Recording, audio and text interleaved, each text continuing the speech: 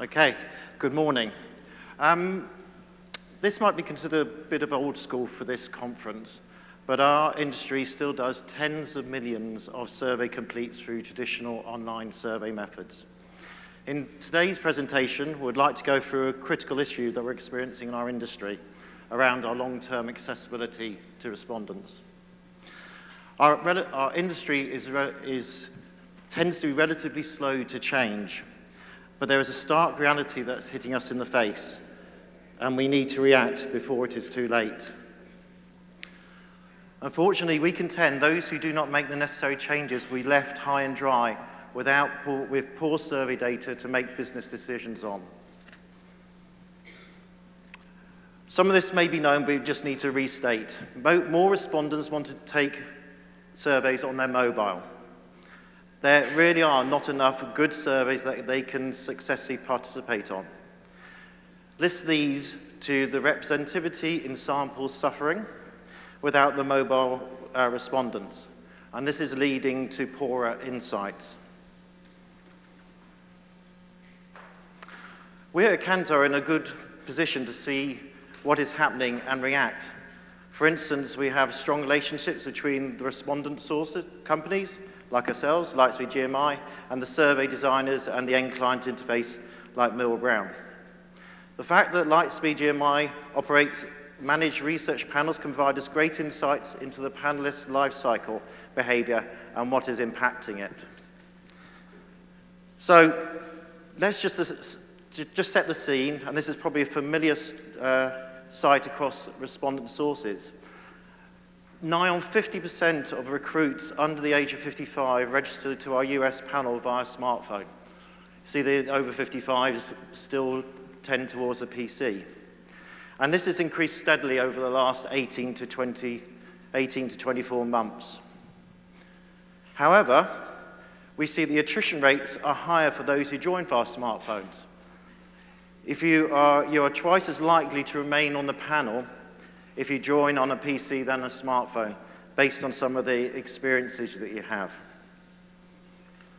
Also, reviewing our behavioral panel lifecycle data, we've seen that, again, based on experiences, nearly 50% who actually join on a smartphone actually move to take surveys on another device, mainly PCs. Those who join on PCs tend to take their surveys on a PC. So if we just look at 18 to 34-year-olds with both attrition and conditioning kicking in, we see here that the longer tenure panelists, which are on the right-hand side, and the left-hand side is the sort of newer panelists, is that as in the life cycle, we end up with the tenure panelists being accessing surveys mainly on PC. And this is great for surveys which just you can just do on a PC. But what happens if the surveys are designed such that those who join the smartphone get a greater experience? What we'll see will be less attrition, and we'll see less conditioning from the smartphone group.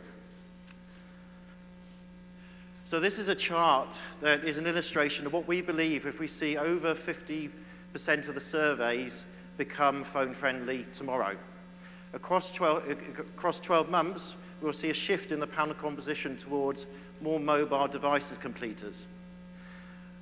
But those who are available for PC-only servers will be longer tenured and will have less of the key demos, like the younger age groups available in them, who will be able to take these surveys, which will be a problem for those particular surveys. However, it should be noted that those who are completing on a PC are still an important part of the respondent ecosystem to create a more representative sample when combined with those people coming through on a smartphone.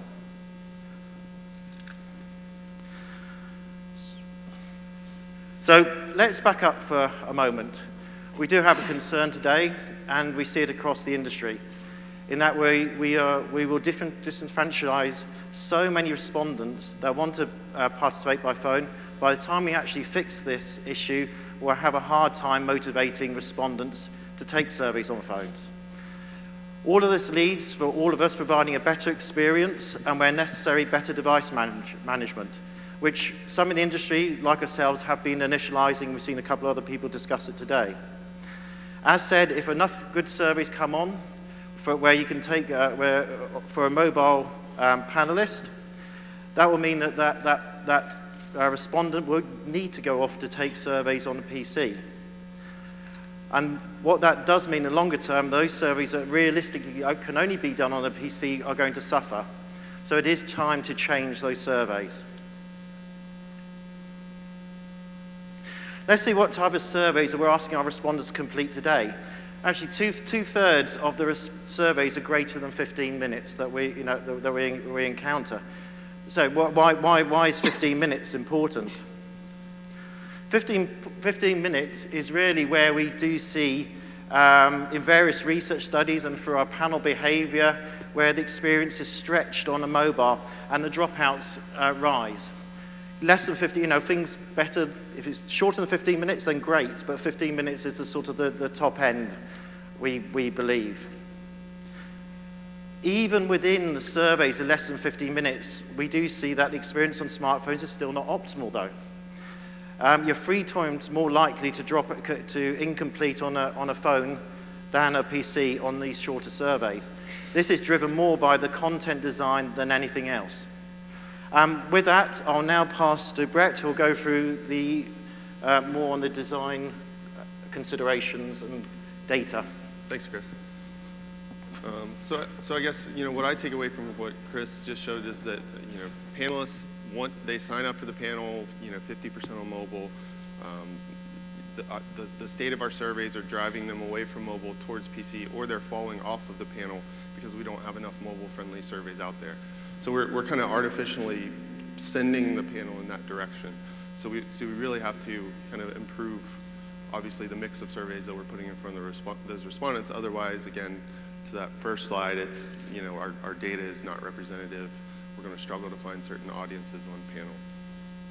So for Millward Brown, the three key principles, and I think we've heard this scattered through presentations, but the three key principles that we tend to emphasize, again, is the length. So I don't think there's a fast and dry 15 minutes is correct. I was speaking with someone from Merritt's earlier, and they agree that shorter surveys are better. There's not necessarily 15 minutes or 20 minutes is kind of the right answer. Based on some of the dropout data we've seen, based on just simply asking respondents, hey, on PC, on tablet, on smartphone, what's too long? How long is too long for a survey on those devices? And we've always seen that kind of converge at around 15, 20 minutes. And for Millward Brown, we have, the types of studies that I oversee as our sampling expert are, tracking studies, or a lot of our products that have norms behind it, so ad testing, where you have a large norms database that's based on a lot of PC studies. So a lot of the work that we've done to move to more mobile first approach or device agnostic approach has really been keeping that into consideration and trying to add mobile to these tracking studies where the insights providers out there, you have a tracker that's been in existence for 10 years and you really don't want to upset your trends, but we also need to change with the times with respondents. So that first principle has been 15 minutes, try to get down to 15 minutes. Once you're there, that gives you the opportunity to go device agnostic and let all respondents come in on their device of choosing. So that makes it a more representative sample and more projectable sample and helps with feasibility. But I think one of the things that's kind of popping up lately, and I heard it in the SSI presentation, and I think the Ipsos presentation as well, is device agnostic isn't enough. And going back to this slide again, it's great to show, to enable respondents to complete on their device of choice.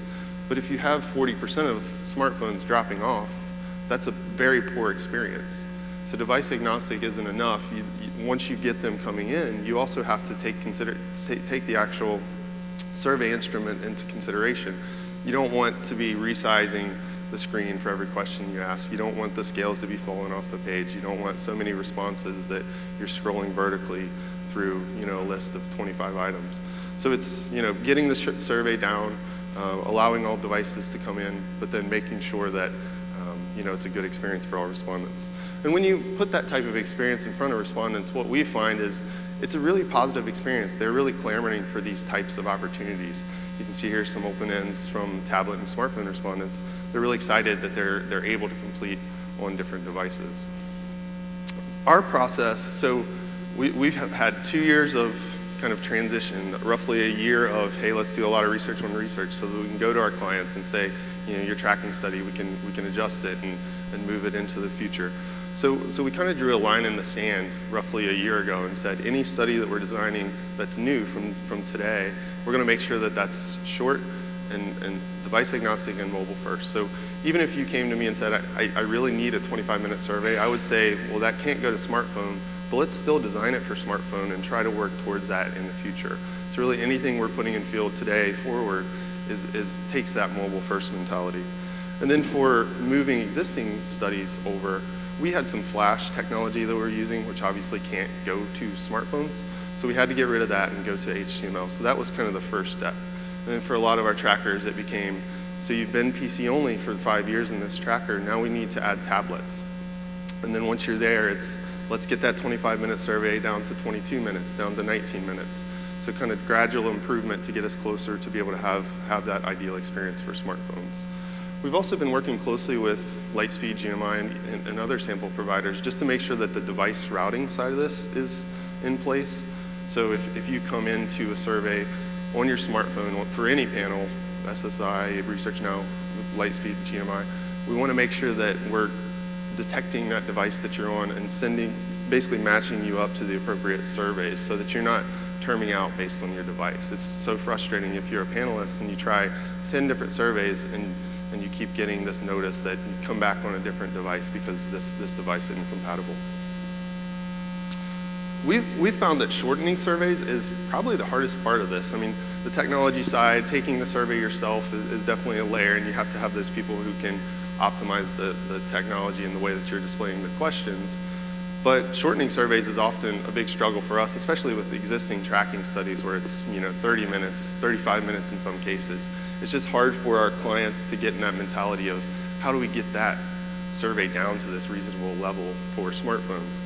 So some of the ways in the bottom right that we've made this happen is really to engage our clients and say, that question that you added 3 quarters ago to address the specific need that you had in market at the time, can we finally take that out? You haven't touched that question, you haven't analyzed it in a long time, let's take some of that out. Or correlation analysis, factor analysis, to be able to get the number of attributes down to a more reasonable level.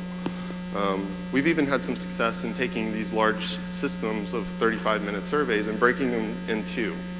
So for some of our clients, we'll break it into a brand tracking program measuring their equity versus an ad tracking program to keep more focused on ad. And that really helps to break that length in half to be able to make it 2 device agnostic types of programs.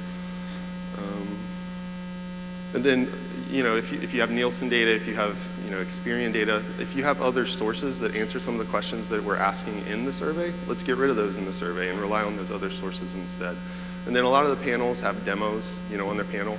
Let's create that process of passing those demos through. Why do we have to ask age, gender, race, ethnicity, region, 5 questions around demographics when it's already held on the panelists? Or in the case of GCS, they have that data, or they're able to detect that data based on cookie tracking.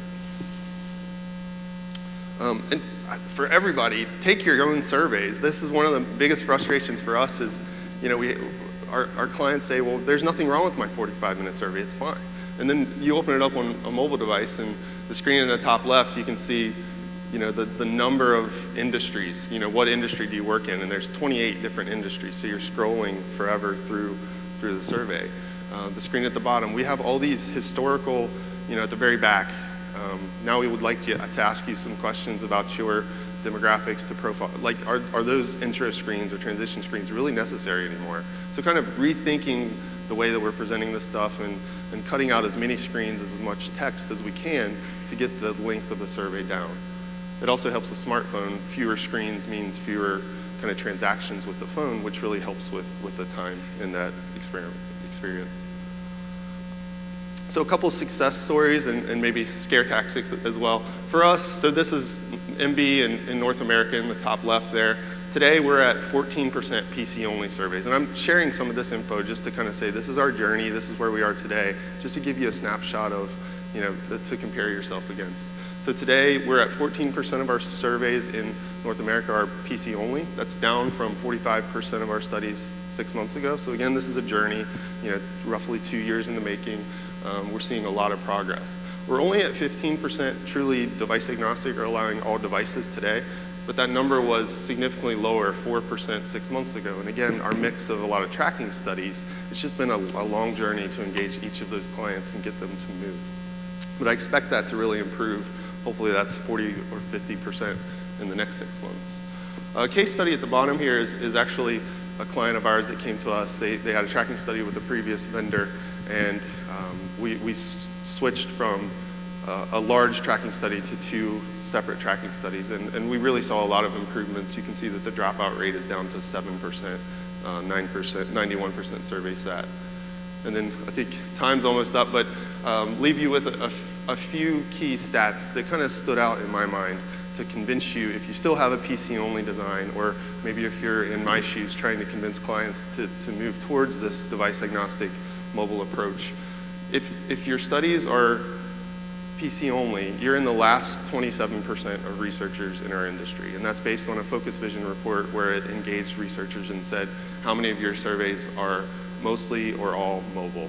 So only 27% of researchers said they're still conducting PC-only work. In my experience, it takes about 6 to 12 months to change a PC-only tracker and make it device agnostic and mobile friendly. And that's because we're putting a lot of this data in front of our client.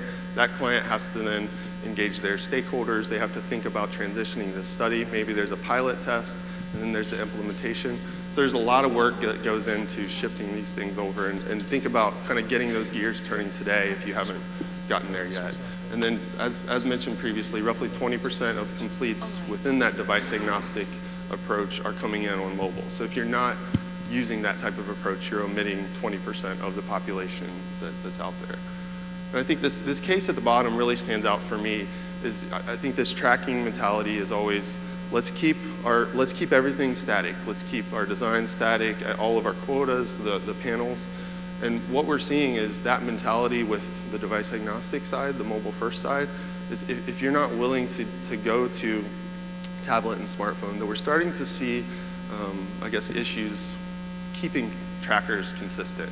So last year, for this tracker in mind, we started to see where, because our client didn't start bringing on smartphone, that we had to start bringing in other vendors to augment, because we were struggling to get young males. So by not changing their approach and improving and reacting with consumers, they're making some data change by needing more vendors to be able to get that same sample. So it's kind of creating a different problem. So I think, just to leave you with this, so we need to move away from PC only. Device agnostic is great, but we have to take it a little bit further and make sure we're using this mobile first mentality. So kind of design your survey from smartphone up. If you get it right for smartphone, typically you can also apply that to PC. And I think all of this work needs to happen with kind of the triangle of researchers, clients, and panels as well, just to make sure that we're all kind of heading down the same path. Thanks.